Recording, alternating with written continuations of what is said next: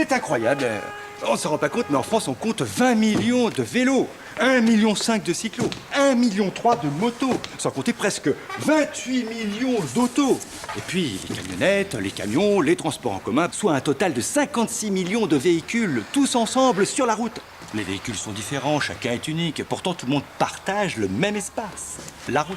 Peut-être l'avez-vous déjà remarqué, mais conduire un véhicule de 2, 4, 6, 8, 10, 12 roues, ce n'est pas tout à fait la même chose. Il ne répond pas exactement aux mêmes lois physiques. Sur 2 roues, on tient debout en équilibre grâce à l'effet gyroscopique. Nous lui devons tous en ce phénomène simple mais essentiel. Pas de cyclo, pas de vélo, pas de moto. Quand une roue tourne, elle reste en position verticale. Et plus elle tourne vite, plus elle se maintient droite. Et plus il est difficile de l'incliner.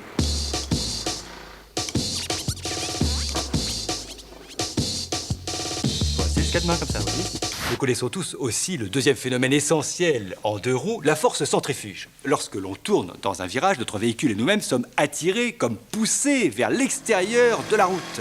Plus on va vite, plus le phénomène augmente, et plus il faut compenser pour conserver sa trajectoire.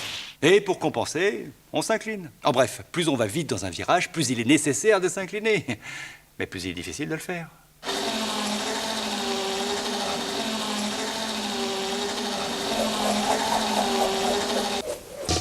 Vélo, 309 victimes.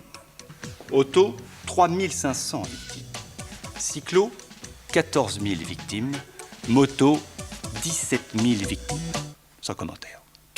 Une simple glissade à vélo, les graviers dans les mains et les genoux, vous vous rappelez? Mais une chute à 50 km à l'heure. Alors vous et votre engin, vous parcourez quand même 15 mètres à la seconde.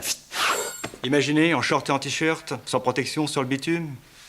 Ah, c'est sûr, vous allez finir par vous arrêter. Mais à quel prix? Celui de votre peau, de vos muscles, de vos tendons.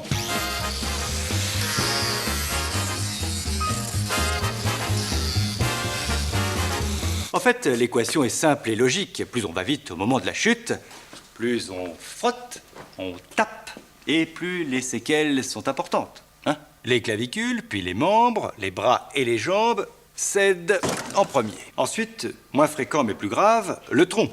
Thorax et abdomen. Les os se brisent et parfois transpercent les organes. Quant au bassin, lorsqu'il est touché, il se brise généralement en plusieurs morceaux. Puzzle.